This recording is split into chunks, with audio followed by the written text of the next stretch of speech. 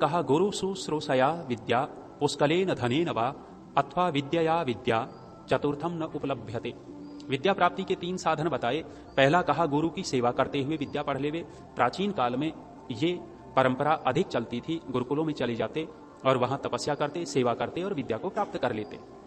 दूसरा था धन दे करके, किसी अध्यापक को ट्यूशन पे बुलाया, उसको धन दिया और उससे पढ़ाई कर ली। जैसे महाभारत काल में गुरु द्रोणाचार्य राजपुत्रों के लिए इसी प्रकार से थे। गुरु थे लेकिन वेतन लेकर के विद्या दे रहे थे। जो गुरुकुल परंपरा थी, ऋषि परंपरा थी, वो वेतन लेकर के विद्या नहीं देते थे, बिना वेतन के पढ़ाते थे और वहां विद्यार्थी सेवा करते थे। तो दूसरा है पुष्कलेन धनेन वा, धन देकर के, वेतन देकर के किसी से पढ़ाई करना, अथवा विद्यया विद्या, विद्या से विद्या प्राप्त करना।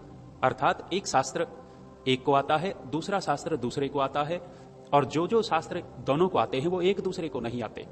तो वहां एक व्यक्ति अंग्रेजी दूसरे को पढ़ाता है, दूसरा उसको गणित पढ़ा देता है। परस्पर एक दूसरे की विद्या ऐसे बढ़ सकती है, विद्या को दे करके विद्या प्राप्त की जा सकती है।